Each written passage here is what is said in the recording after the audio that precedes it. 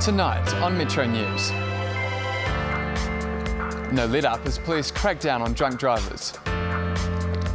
Could tiny houses be the big solution? And people have left, but what remains in the red zone?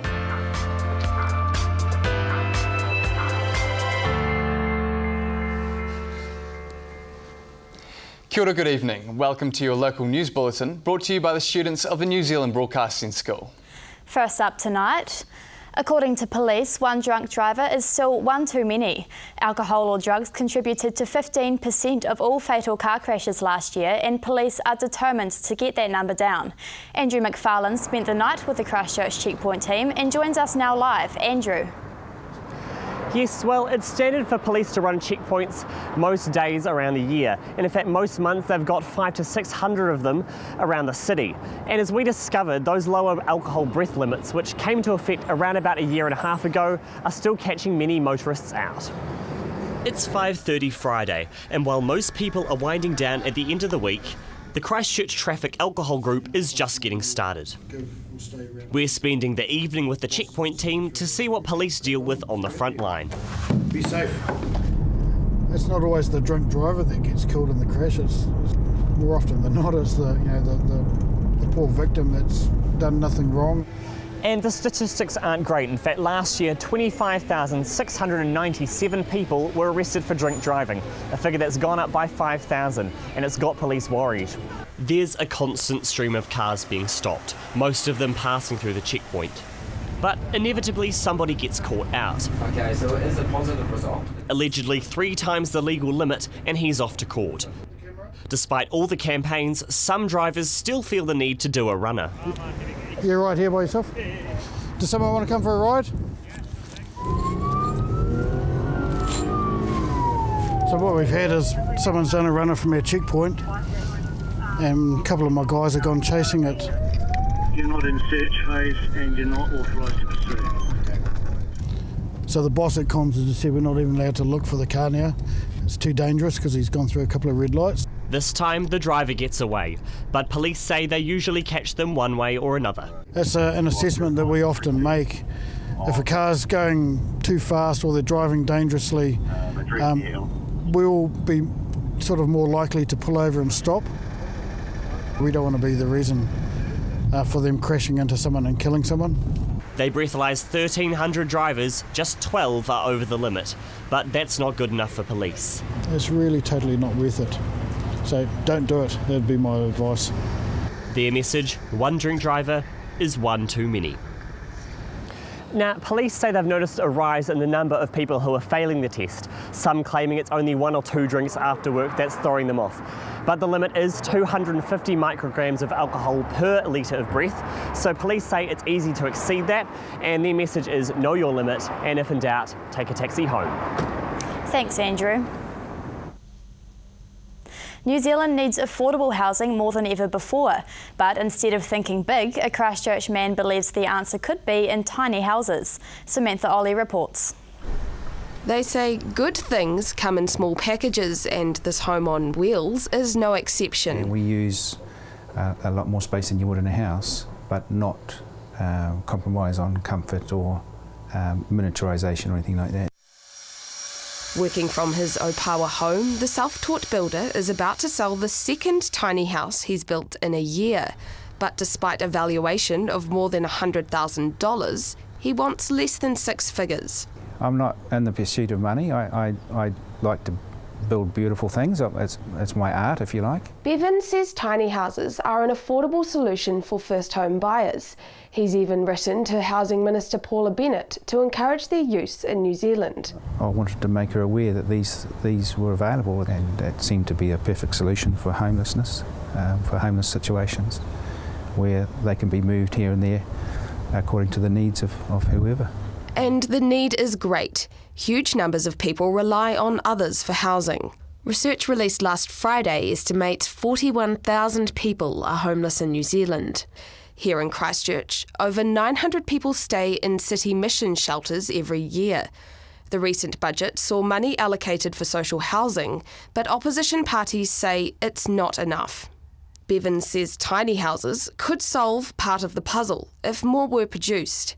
especially when they can be built cheaply and sustainably. We look for products that are what's left over from other jobs, because we don't need a lot of anything. All the banisters are all made out of table legs. And with this project almost complete, Bevan already has the foundations for his next project ready to go. Samantha Ollie, Metro News. A Christchurch chef is helping put a smile on the faces of hungry primary school children. Bionaire Concern aims to make 2,000 meals a week to fill empty lunch boxes. Ashley Yates checks out the story. Ben Atkinson is making lunches. In fact, over the last year, he's organised over 8,000 of them for children in low decile schools. He started with the help of Joe's Garage in Sumner, where he worked. I saw everything on John Campbell about kids not getting lunches or kids getting the wrong lunches in class. I thought, being a chef is my trade, I should be in a position where I could help out. He's relying on public donations, and the project's so successful, he's had to give up his restaurant job. So the kitchen is currently getting refit by contracting companies, so we've bought a 40-foot container. Hopefully we'll have that up and running in 4 to 6 weeks. The figures speak for themselves. 305,000 Kiwi kids live in poverty. That's around 1 in every 4 children. 148,000 children go without food, warmth and clothing, and 9% live in extreme poverty. Linwood Ave Primary School sees this on a daily basis, prompting them to become a part of the initiative. Probably 20 to 30 children in our school each day would benefit from more food, and there's no good wringing our hands and saying those adults are useless. Maybe they are, maybe they're challenged and they need support. Kids coming to school without lunch is one problem, but the amount of sugar in lunch boxes is another. A whole other issue is children coming to school with inadequate lunches, or lunches that are just filled with packet sugary food and they're not really nutritionally adequate. Providing a balanced, healthy meal is Ben's goal, but he also believes government should do more. Ideally, maybe if the government sees that there's all these grassroots initiatives coming together, that they will come in and help out and try and sort out the issue. And if government steps up, Ben would be more than happy to wrap up his business. Ashley Yates, Metro News. It's another blow for smokers wanting to light up over dinner. Cigarettes are already banned inside cafes and restaurants, but increasingly those in the hospitality business want smoking banned outside as well. Hunter Calder reports. Smoking's been banned in cafes, bars and restaurants for 12 years. Now more and more are getting rid of cigarettes inside and outside. I reckon having a smoke-free area is good because when the families are together, it's a smoke-free time. Being completely smoke-free for 4 years is good for business. It's really busy. Very busy. And smokers don't seem concerned. Sometimes we'll have somebody ask at the counter, can we smoke? And they don't really mind that you say no. Earlier this year, the council banned smoking from all its properties, a move supported by the Cancer Society. We know from research that it is easier for people to quit smoking if the environment supports that. But there are still 600,000 Kiwis smoking, and the Society knows of another 80 businesses keen on a total ban. It's okay in society now for people to just step away while other people are having their meal. Children don't want to be exposed to someone else's cigarette. At Black Betty's Cafe, smokers are still welcome outside. I think we'd lose a lot of customers if we were to make us smoke-free. And smokers say if they're banned, they'll go elsewhere. I could imagine it affecting business a bit. Personally, I wouldn't go back to that cafe if I got told I couldn't smoke outside. Despite their views, the Cancer Society says another dozen cafes will go smoke-free from November. We're not trying to tap on smokers' shoulders and be like, no, no, no. We're more just trying to create an environment where perhaps they hesitate from lighting up in the first place. The Society is hoping the days of mixing fags and food will soon be over. Hunter Calder, Metro News. Still to come on Metro News, we discuss roading delays with a city councillor and visit a school with a special focus on Samoan language.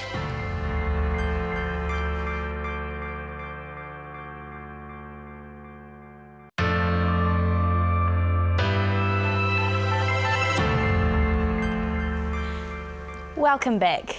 Yesterday we featured a story about the poor state of roads and parklands, with frustrated residents saying they've waited too long for repairs. Mitchell joins us now live in the studio to discuss the issue with City Councillor Glenn Livingston. Mitchell. Thanks, Ben, and thank you, Glenn, for joining us. Just to start off with, I've spoken with some residents and they say it feels like an earthquake every time a car drives past their house. How do you think they're coping with this? I don't imagine they're coping that well, to be honest. Take Wainoni Road, it's like jelly, heavy vehicles, buses, etc. go past. It takes people right back to those initial quakes and the subsequent aftershocks. You know, mentally, socially, very damaging. It's not good at all. So what are you and the council doing about it?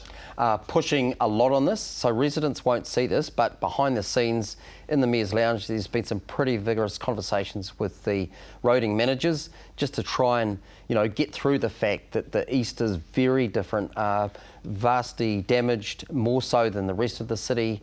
We've got to get these roads fixed. So why is it taking so long? About delivery is, you know, much of the problem, just rolling it out. So even if you throw more money at things, convention centres, a good case in point, doesn't mean it necessarily speeds it up. A lot of it's to do with planning, because it's not just your asphalt, it's the infrastructure underneath. But, you know, I take on board perfectly that people aren't happy over those roads. Yeah, so it's been 5 years since the quakes and the roads still aren't up to scratch. Yep. Is that really good enough? No, it's not good enough. I mean, you know, as councillors, me included, we've pushed on insurers 5 years. Well, the same can be levelled at us. You know, what are you doing 5 years? We are getting some breakthroughs, but it is taking a while. So when the roads eventually are fixed up and the two new schools and the Sport and Rec Centre move in, what will that do for the Parklands community? I think that will be something that really, positions itself as a turning point, not just for Parklands, but the whole of the East, because that's the one thing they've wanted, is the restoration of the East Reckon Sport, or QE2 as they call it.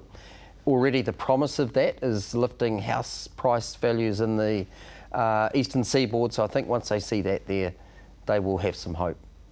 I guess just finally, to the residents and the businesses that are being affected, what's your message to them?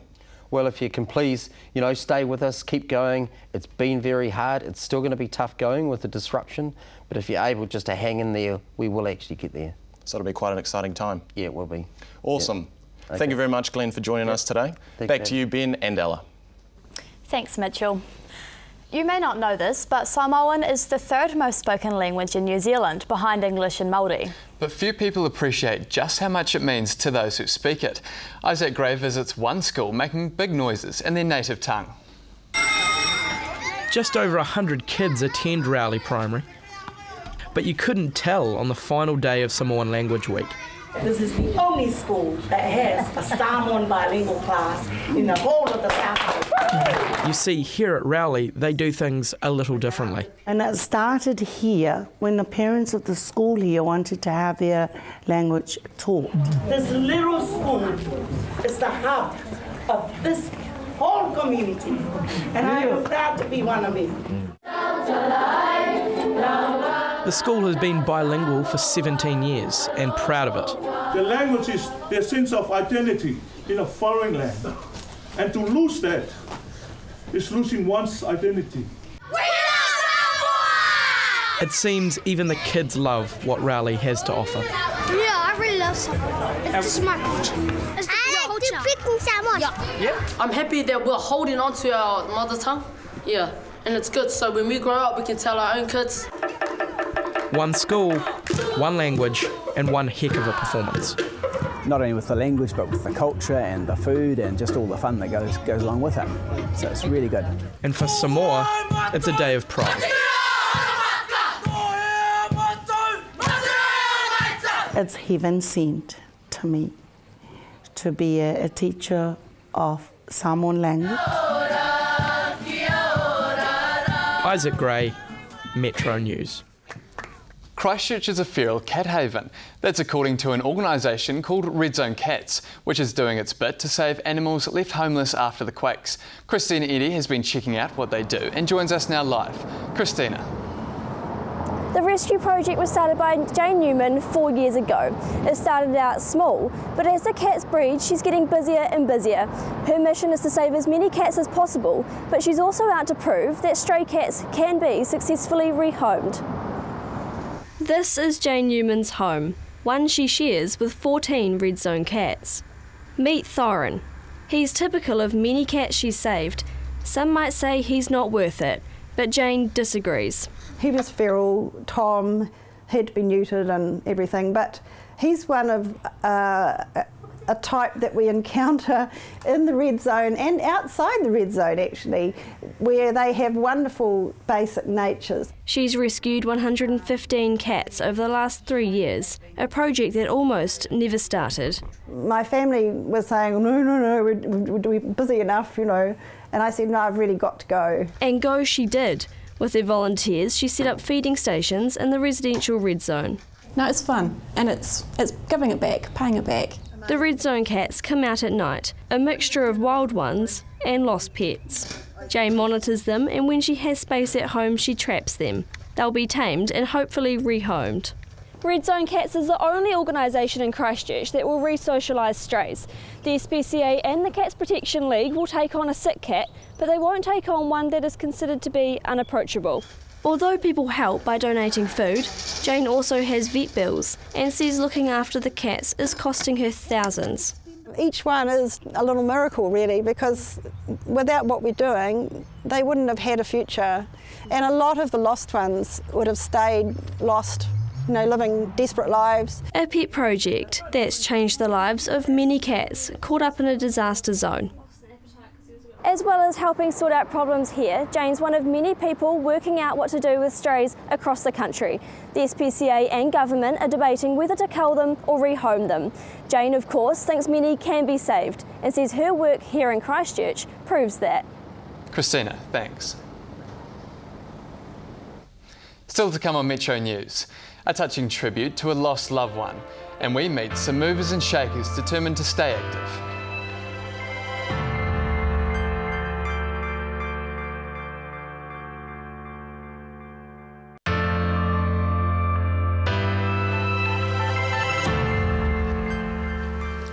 Welcome back. If you're looking for a reason to wear lycra on a Saturday, this just might be the answer. 3 hour-long exercise sessions are happening in Hagley Park, and as Lauren Paddy discovers, they're pulling in quite a crowd. What starts out as a quiet, frosty morning in the park doesn't stay that way for long. 5, 4, 3, 2, 1, move on. Around 40 have turned up for PT in the park. Has anyone finished yet? Anyone done their 90? Michael Sullivan's the PT. His day job is personal training. He started this in 2014 when just 6 regulars showed up, rain or shine, on Saturdays. But the program's gained traction pretty quickly. It's now a charitable trust. It's getting there, like we've pushed up to 70 people over in the last couple of weeks, and then we've got, I think now we've got about 13 or 12, 13 trainers helping out, volunteering their time as well. Some of the attendees have been here a while. 20 seconds, keep going. Like Trish Adams, at 73 years young, she's been hooked since she saw the sessions advertised in a magazine. Oh, it's fun and I enjoy the exercise. I do quite a lot of exercise other than coming here, and it's good company, and we'll go off for coffee, and it's great friends, and yeah, we have fun, as you can see. Kerry Woods, also a long-time supporter of the early morning workouts. I lost 42 kgs 10 years ago, and I'm determined not to put that weight back on. So top 2 inches kicks in and you just keep coming. The trainers ask nothing more than a gold coin donation here and there to buy new equipment. But it's got people from all walks of life getting involved. And you don't need to be like a hard-out gym goer or outdoor person or anything. You can just join in and have a go with it. So everyone's capable of doing it, and it's a good sort of start for most people to to get into some regular exercise in a group environment. Even though we're heading into winter now, it doesn't look like anybody here will be slowing down anytime soon. Lauren Paddy, Metro News. We're all familiar with the amazing fireworks displays which welcome in the new year. But what do you know about the Māori New Year, Matariki? Celebrations run until the end of this month, and Christchurch libraries are holding events to teach people of all ages about the festival. For anyone, losing a loved one is a time of grief and sadness, but one Christchurch musician has discovered something unexpected and beautiful following the death of her sister. This from Elizabeth White.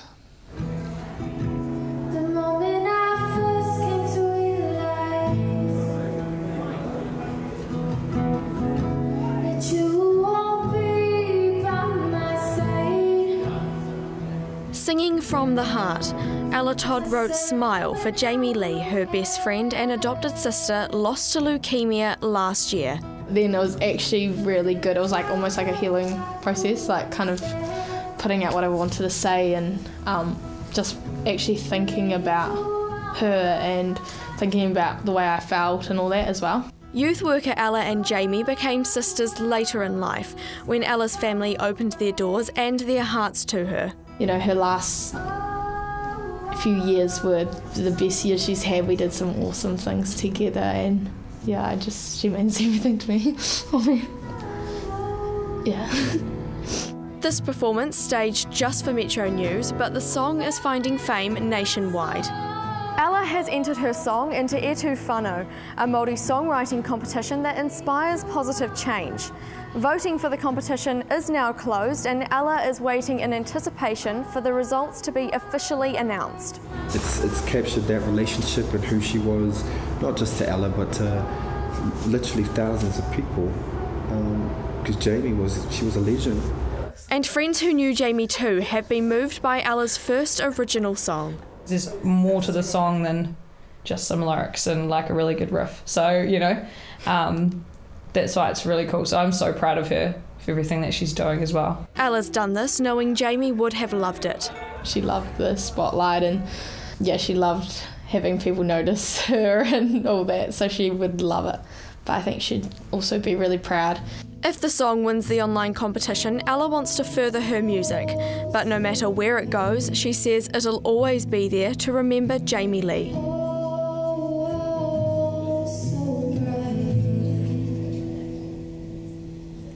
Stephanie's here with the weather now. How are we looking out there?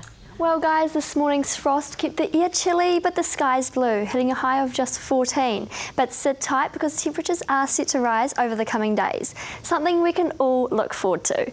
We're heading for a high of 17 tomorrow, so leave that woolly coat at home. But do expect a few spots of rain around 2 o'clock, though they shouldn't hang around for too long. The regions can also enjoy warmer weather, with Ashburton and Timaru hitting a high of 16. But unfortunately, Twizel, you're staring down the barrel of another chilly one. Only just reaching 14, so don't leave the house without that beanie and scarf. And North Canterbury, you're not missing out on the warm temperatures. Hanmer and Kaikoura, you're set for a respectable 17. But don't be surprised if a few scattered showers come your way. Just keep that umbrella handy, just in case. The warm weather is set to stick around here in Canterbury with that brisk northerly breeze blowing across the region. But by Saturday you might be feeling that chill again, so chuck on an extra layer or two. You'll be needing it for the weekend. Back to you, Ben and Ella. Thanks, Stephanie. And that's Metro News for tonight. For these stories and more, head to our website, metronews.co.nz. You can also find us on Twitter and Facebook. Join us again tomorrow night. I'm Ella Prendergast. And I'm Ben Mining-Thompson. Good night.